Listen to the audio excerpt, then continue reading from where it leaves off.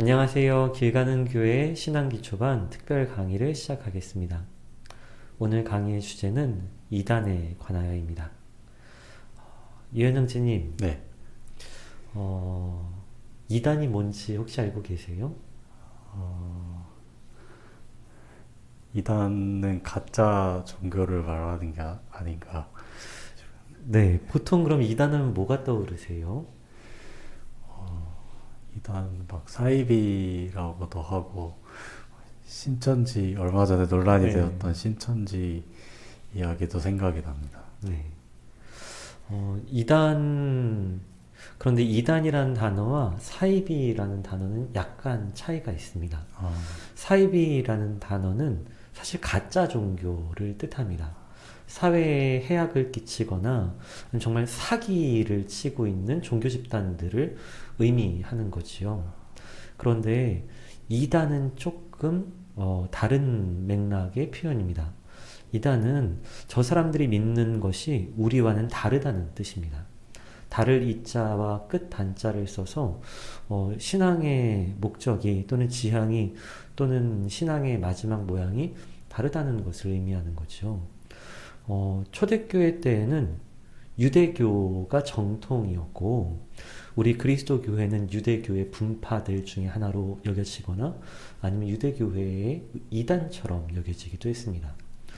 또 종교개혁 시기에 유럽 전역을 지배하고 있었던 것은 로마 가톨릭 교회였기 때문에 우리 프로테스탄트라고 불렸던 개신교회는 가톨릭 교회에 의해서 이단으로 정죄되었었고 오랜 종교 전쟁 이후에야 겨우 우리는 이단이라는 굴레에서 벗어나 정통 신앙으로서 인정을 받게 되었지요. 그래서 이런 역사들 때문에 통일교나 아니면 신천지 같은 곳에서는 이렇게 주장하기도 합니다. 거봐라, 초대교회 땐 예수님도 이단 취급을 당했고 네.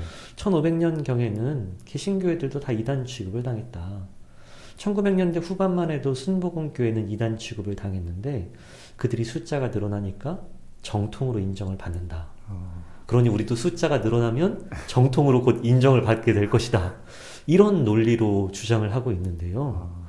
진짜 정통과 이단을 나누는 게 숫자와 교세의 문제일까요?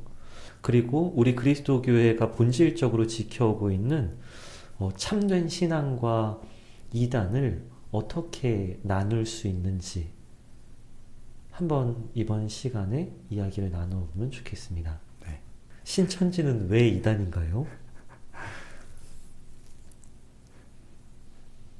솔직히 말씀드리면 다 이단이라고 이야기를 하고 언론에서 보도를 하고 그래서 깊이 생각을 안 해보고 그냥 이단이라고 생각을 했던 것 같아요. 그러면 우리는 어떻게 이단을 구별할 수 있고 또 그 구별하는 이단들을 어떤 태도로 대해야 하는 걸까요? 이 두 가지에 대해서 조금 얘기하고 강의를 마무리하면 될 것 같습니다. 네. 첫 번째로 이단을 구별하는 가장 중요한 방법입니다. 누가 이단일까요?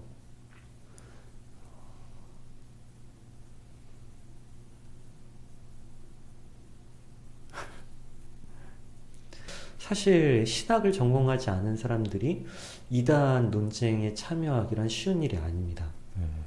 그래서 논쟁을 하다 보면 저게 맞는 것 아닌가 하고 유혹받을 수 있기 때문에 많은 교회에서는 이단들과는 논쟁도 하지 말라고 아니 이야기도 하지 말라고 그 사람들에게 넘어갈 수 있기 때문에 그렇게 이야기해 온 거죠.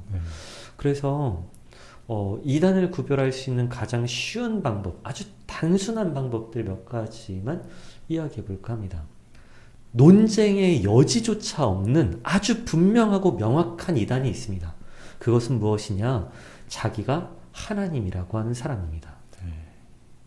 통일교에서는 문선명 씨가 하나님이라고 주장했습니다. 자기가 하나님이라고 주장하는 사람. 다른 교리, 다른 예배 형식 이런 것들을 전혀 볼 필요 없이 누군가가 자기가 하나님이라고 주장하는 순간 그 사람들은 이단입니다. 더 이상 논쟁의 여지가 필요 없습니다. 지금 신천지도 마찬가지입니다. 신천지의 창립자인 이만희 씨가 자기를 성령 하나님이라고 주장합니다. 외부로는 어떻게 이야기하는지 모르지만 내부 안에서 성령 하나님을 이만희 씨로 지칭하는 친구들은 여러 차례 등장하고 있습니다.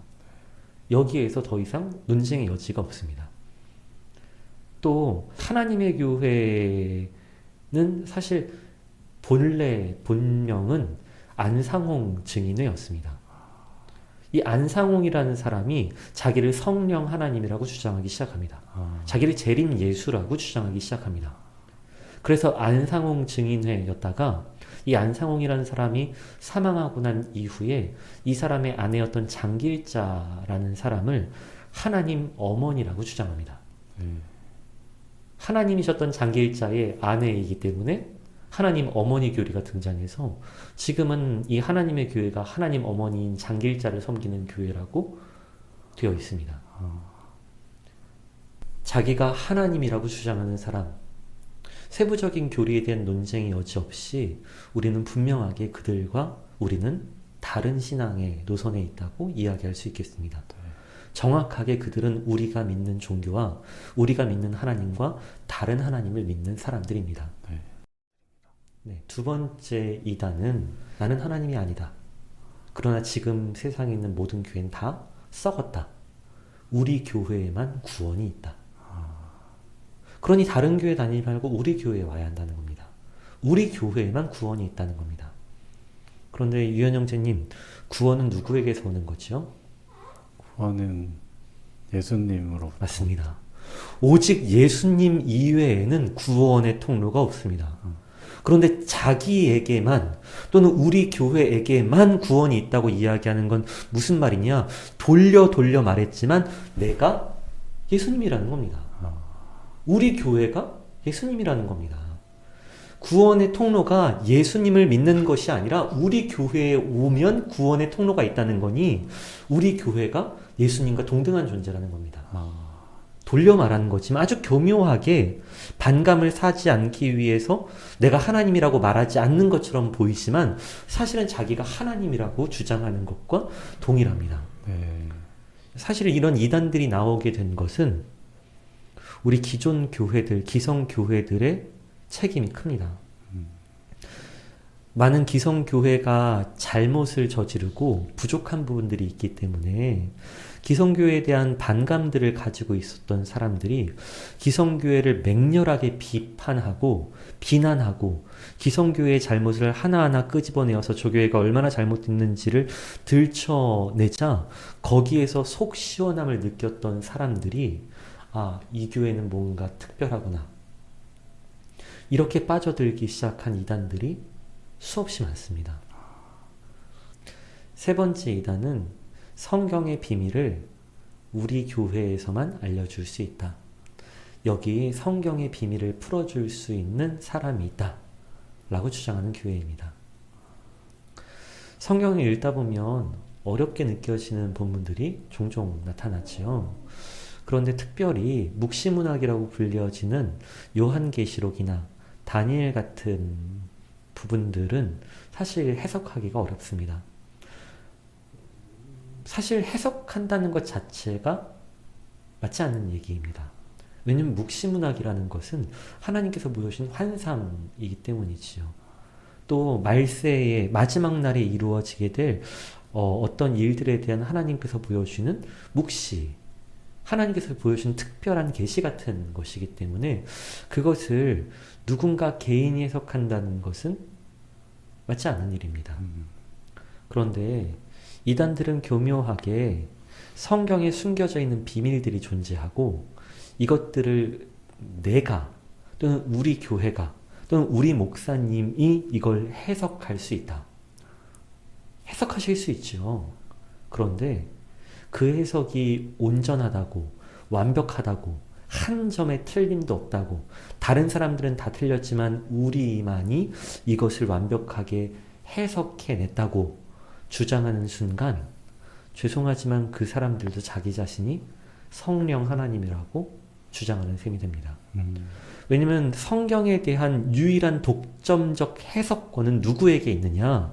성령 하나님께 있기 때문입니다.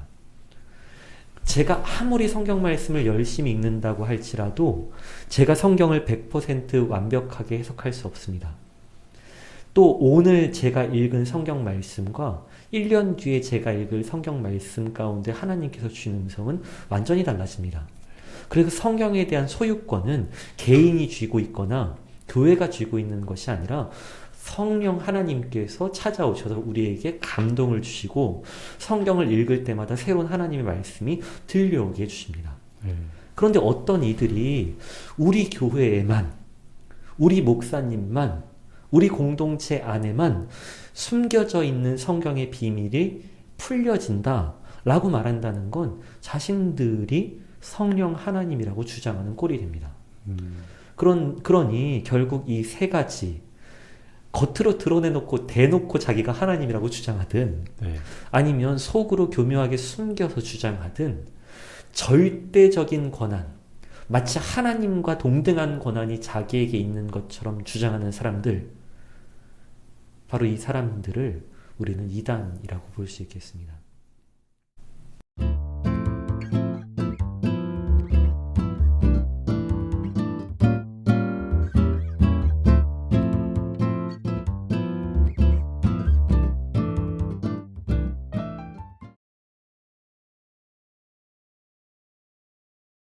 이단을 대할 때 논쟁하는 것이 과연 옳은가? 이건 고민의 여지가 있습니다.